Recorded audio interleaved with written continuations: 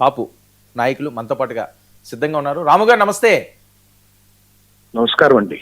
రాము గారు ఎలా చూడాలి సార్ అసలు ఊహించని పరిణామం, ఒక్కసారిగా ఆంధ్రప్రదేశ్ అంతా కూడా అటువైపు చూస్తున్న నేపథ్యం ఏంటి? వంగవీటి మోహన్ రంగా గారి వారసురాలు రాజకీయాల్లోకి రావడం ఏంటి అని ఎలా చూడాలి సార్ ఈ పరిస్థితుల్ని? అంటే కొత్త ఏం కాదు అండి. ఈ మధ్య కాలంలో ఆమె పేరు రెగ్యులర్ గా వింటున్నాం. 4-5 సంవత్సరాల నుంచి ఆమె పేరు రెగ్యులర్ గా ఏదో సందర్భంలో వింటానే ఉన్నాము. కాకపోతే ఇప్పుడు ప్రత్యక్ష రాజకీయాల్లో ఎక్కడ సందర్భం ఎక్కడ ఎవరూ చూసిన సందర్భం లేదు. నాకున్న ఇన్ఫర్మేషన్ అది ఆమె కొంచెం పబ్లిక్ సర్వీస్ లో ఉండాలని, రాజకీయం అనే ఎందుకు అనుకోవాలా, ప్రజాసేవలో కొంత వర్క్ చేద్దాము అని చెప్పిన ఆలోచనతో ఆమె కొంత అభావంతో ఉందని, దానికి సంబంధించి అడుగులు ముందుకు వేస్తుందని చెప్పని విన్నా. మొన్న ఎప్పుడో నాకు పాలకొల్లు కూడా ఫోన్ చేశారు. వాళ్ళు పెట్టుకున్న ఈ వనభోజనం కార్యక్రమంలో రంగా గారి అమ్మాయిని మేము పిలుస్తున్నామండి, ఇలా మా కార్యక్రమానికి వస్తున్నారు అని కూడా చెప్పారు. అది మంచి శుభ పరిణామం. రంగా గారికి ఆయనకు ఒక గౌరవం మర్యాద ఉంది. ఆయన ఎంతో నిబద్ధతో పనిచేసిన ఒక నాయకుడు ఆయన. ఖచ్చితంగా ఇప్పుడు వాళ్ళ అబ్బాయి రాధా ఉన్నాడు. ఇప్పుడు ఆయన యాక్చువల్ గా ఏ అధికారికమైన పెద్ద పదవుల్లో కూడా ఏం లేడు, అప్పుడెప్పుడో ఎమ్మెల్యే చేయటం తప్ప. కానీ ఆ రోజు నుంచి ఈ రోజు దాకా రాధా గారి వాళ్ళ కొడుకుగా అందరూ అదే గౌరవం అభిమానం ఇచ్చి చూస్తున్నారు కదా ఆయన్ని.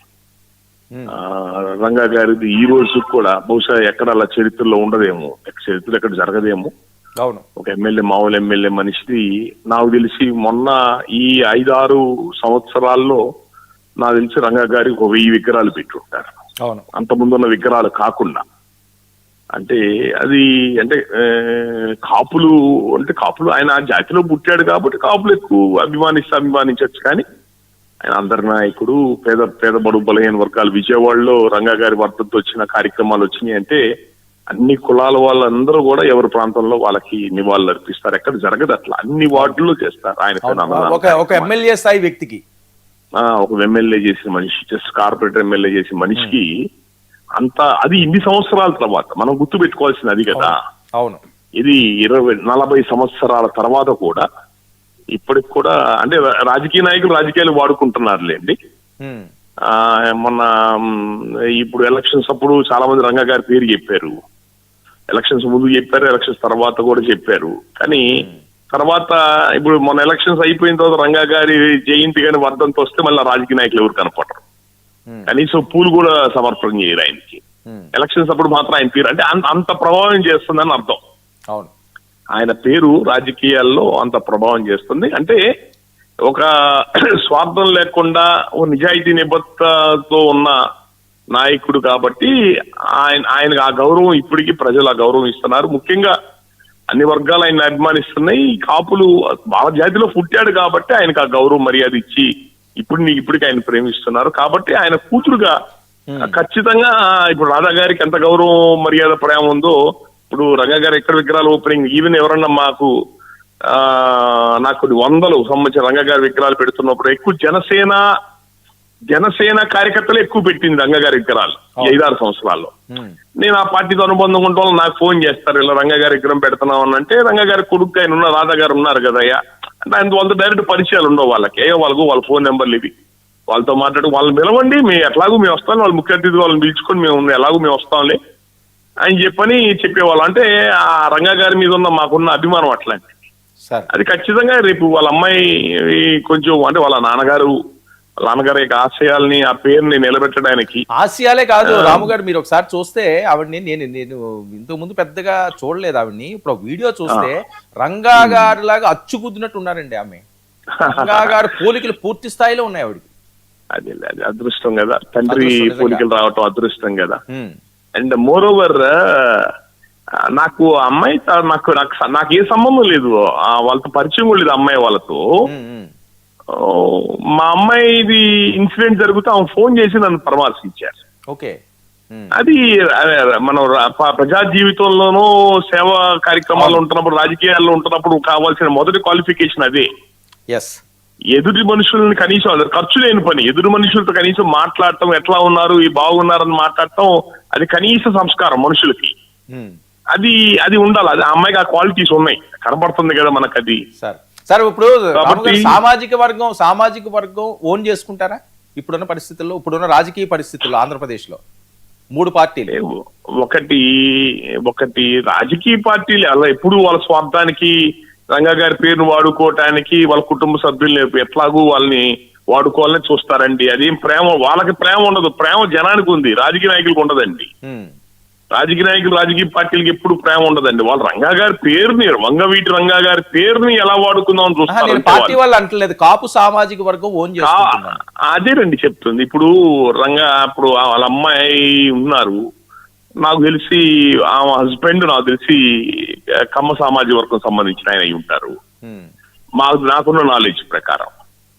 అవి అవి అది ఏదైనా అది మాకు అనవసరం. ఆ అమ్మాయి రంగా గారి కూతురు, ఓకే, వంగవీటి రంగా గారి కూతురు. వంగవీటి రంగా గారు అనే వ్యక్తి ఆయన బతుకుంటే ఈ రాష్ట్రానికి ముఖ్యమంత్రి చేసేవాడు. ఈ రోజున రాష్ట్రంలో సామాజిక న్యాయం జరిగేది, అట్టడుగు పేద వర్గాలకి సమన్యాయం జరిగేది, రాజ్యాధికారం అందేది పేద కులాలకి. అది ఆయన ఆశయం తీరక ముందని ఆయన వెళ్ళిపోయాడు. వాళ్ళ వారసులు ఆయన ఆశయాలు మేము ముందుకు తీసుకెళ్తాము, మేము ప్రజా జీవితంలో ఉంటామని చెప్పని వాళ్ళు బయటకు వస్తే ఖచ్చితంగా రంగా గారి పిల్లలుగా వాళ్ళని ఎప్పుడూ ఆదరిస్తాం. ఇప్పుడు రాధా గారితో మేము అందరం అట్లాగే ఉంటున్నాం కదా. అవును, బెజవాడ సెంట్రల్ నుంచి పోటీ చేసే అవకాశం ఉంది అంటే అక్కడి నుంచే పోటీ చేస్తానని కూడా ఆవిడ చెప్తున్నారట. సో ఏ పార్టీలోకి వెళ్లాల్సిన అవసరం ఉంది ఇప్పుడున్న పరిస్థితుల్లో? మరి మీ ఆలోచన. నేను అసలు రాజకీయ పార్టీలకు సంబంధించిన పేరైతే నేను చెప్పలేనండి, చెప్పకూడదు కూడా, చెప్పకూడదు. ఆమె కూడా నాకు తెలిసినంత వరకు కూడా ఆమె కూడా టక్కుని ఏదో రాజకీయ పార్టీలోకి వెళ్ళటం కూడా కరెక్ట్ కాదు. వాళ్ళేం పోయిందండి, రంగా గారి పేరుని వాడుకుందాం ప్రయత్నంలో ఎవరికి వాళ్ళు స్వాగతిస్తారు కాదు. ముందు ఆమె కొంచెం ప్రజా జీవితంలో ఉంటే కొంచెం సేవా కార్యక్రమాలు, రంగా గారి పేరుతో అనేక కార్యక్రమాలు జరుగుతుంటాయి. రాధారంగా మిత్ర మండలి అనే కార్యక్రమాలు ఉన్నాయి, రంగా గారి విగ్రహాల ఆవిష్కరణ జరుగుతుంటాయి, రంగా గారి పేరును అనేక చోట్ల పేదవాళ్ళకి భోజనాల కార్యక్రమాలు జరుగుతుంటాయి, ఇప్పటికీ నిరంతరం జరుగుతుంటాయి ప్రతి చోట కూడా. అంటే ఆవిడ మాట్లాడిన మాటల్లో సార్ ఒక వీడియో కూడా ఆవిడ మాట్లాడారు మీడియా తోటి. ఆవిడ ఏం చెప్తున్నారంటే, రాధారంగా మిత్ర మండలిలో గ్యాప్ ఉంది, ఆ గ్యాప్ నేను ఫిల్ చేస్తానంటారు ఆవిడ.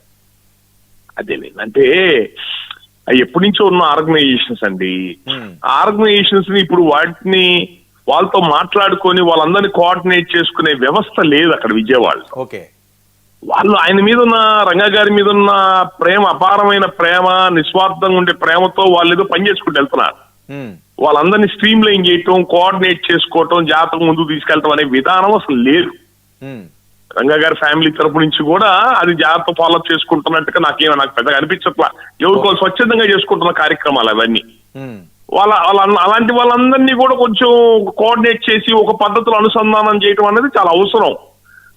నేనంటుంది అదే, ఆమె ప్రస్తుతం రాజకీయాలు ఇలాంటి వాటిలోకి వెళ్ళటం కంటే కూడా కొన్ని సేవా కార్యక్రమాలు, వాళ్ళ నాన్నగారి పేరున కొన్ని ప్రజా కార్యక్రమాలు, సేవా కార్యక్రమాలు చేయటం, ఎవరన్నా రంగా గారి పేరుతో చేసే కార్యక్రమాలు పిలిస్తే ఆమె కూడా పాల్గొనటం వాటిల్లో, అలాంటివి చేస్తే ఏమవుతుందంటే ఆమె వ్యక్తిగతంగా ఒక బలం ఏర్పడుతుంది మనిషికి.